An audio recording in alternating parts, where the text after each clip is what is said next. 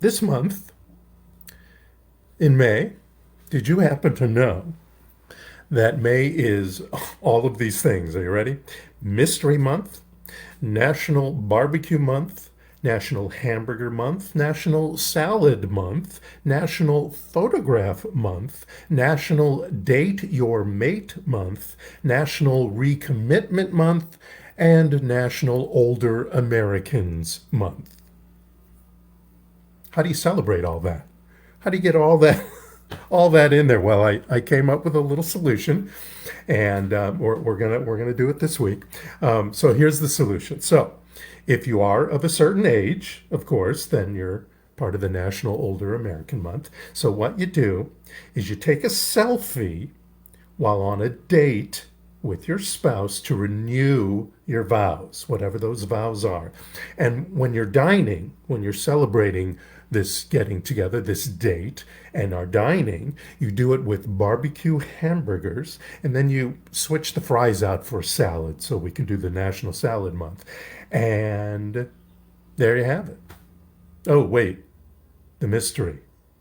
The mystery. I didn't get down the mystery. Okay, here's the mystery. Aha. Where the heck are you going to go to do that since we're in lockdown? That's the mystery. And that's how you celebrate all of National whatever month here in May. Details, details, details. What are you going to do? Who are you going to do it with? Where are you going to do it? It's all in the details. And also in manifesting, it's all in the details.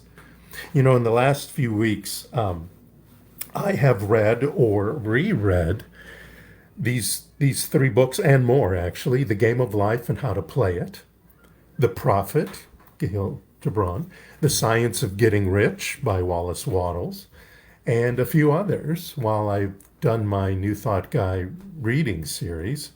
And I've continued to do that and will continue to do that next week as we start a new book.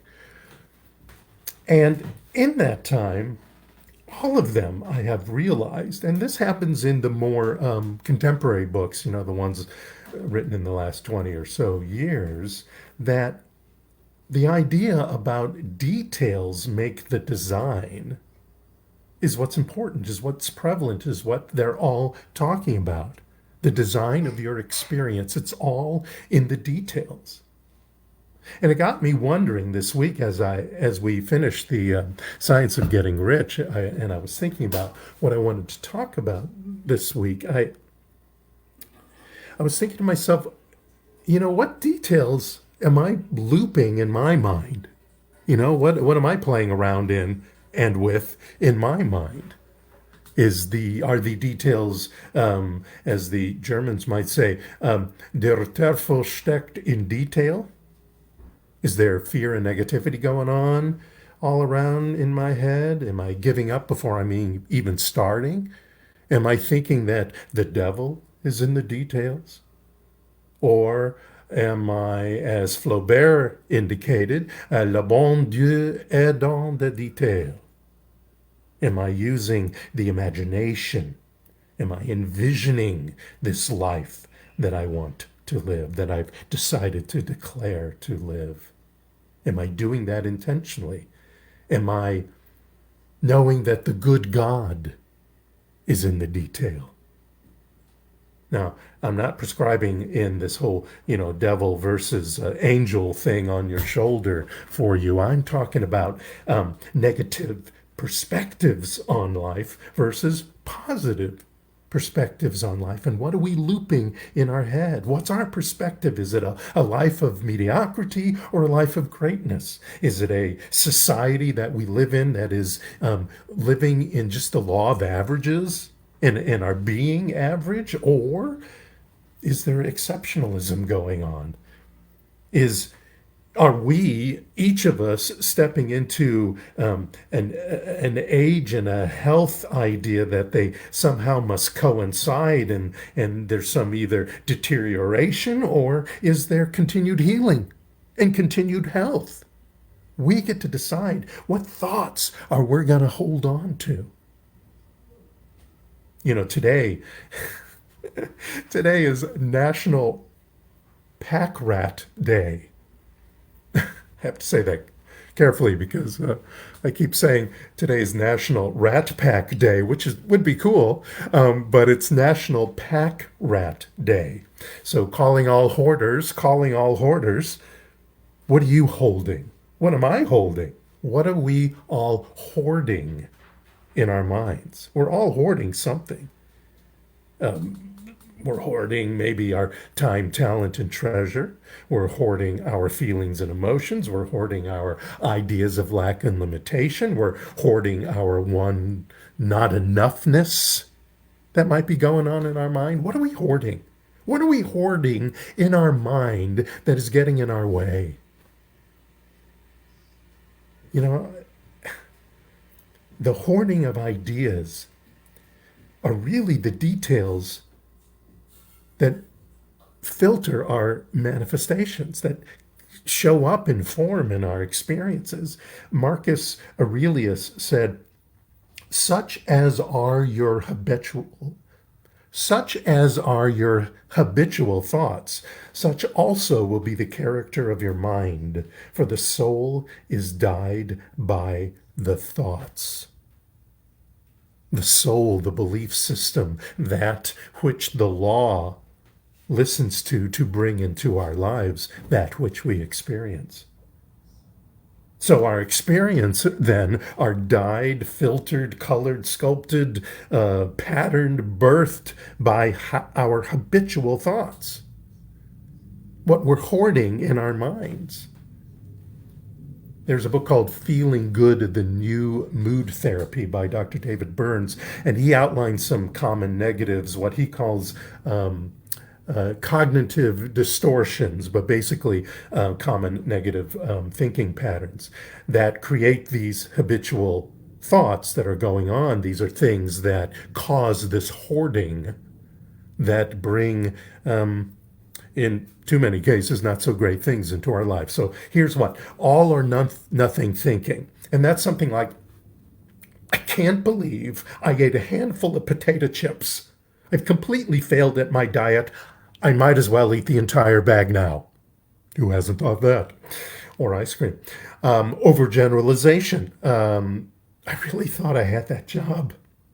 Now I'll never have one. I'll never land one and will be unemployed forever. I know there's a lot of people that might be thinking that now, that overgeneralization of thinking about my life will never be quote unquote normal because of the pandemic, because of COVID-19. Magnification or catastrophizing. Something like I've said in my head for 90 seconds. I allowed myself 90 seconds to sit on this.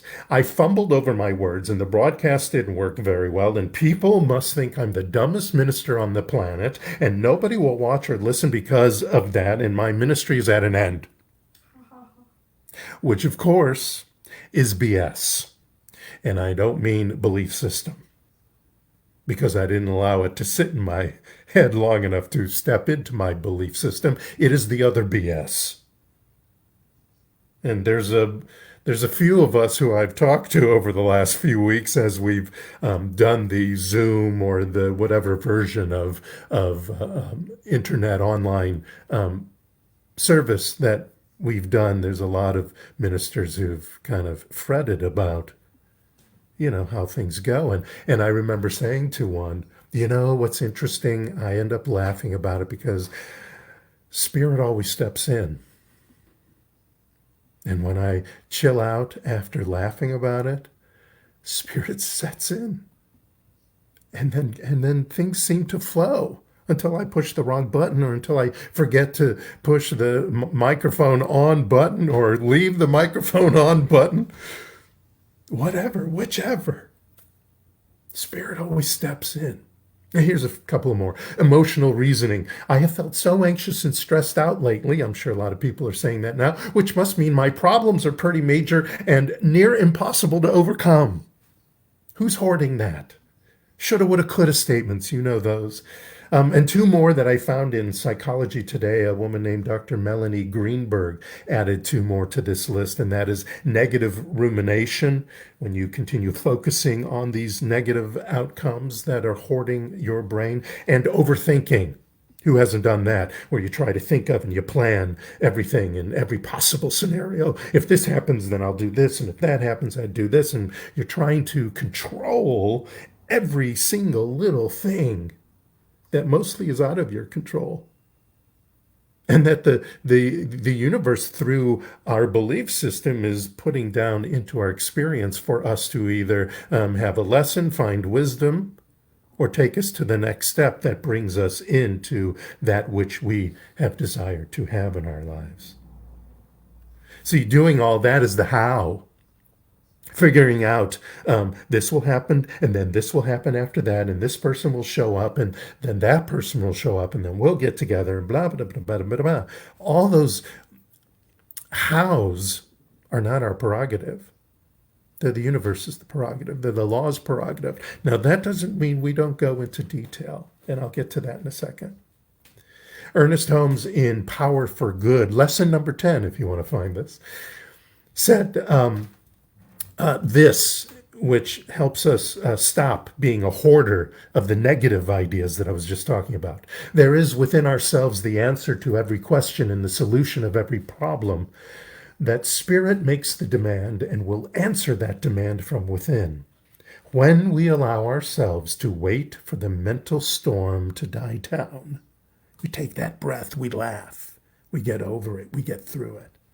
Be still and know is the secret of guidance, as it is of every problem of life. A perturbed mind can never get the correct answer. A stilled mind always can, because the answer comes from the God within, from the divine within, from that creative power within. Now, of course, I was going to bring up spiritual practice. I always bring up spiritual practice, but that is, of course, most important. Spiritual practice is where we still our mind. And of course, seeking allies. We seek allies. I seek out Reverend Gary or Reverend Barbara or PJ or anybody else as an ally to what I'm working on. Or spiritual or cognitive counseling. We may step into anything to redirect these habitual negative hoarding thoughts that we're having. And turning off the news is another one. Reading something inspirational. Taking those affirmations every day, every morning and every evening. Reading the affirmation, starting your day with it and ending your day with it. Or some other affirmation. Reading inspirational books. Watching the New Thought Guy reads or meditations that you see on Facebook Live. Those things center us and keep us from hoarding those negative ideas. Or following the concepts of Wallace Wattles in The Science of Getting Rich, or maybe the 30-day challenge of Earl Nightingale. All of those which I spoke about on the New Thought Guy reads. We're creating a respite from the constant knocking around in our head of those negative ideas that we seem to hoard sometimes. They want our attention, you know.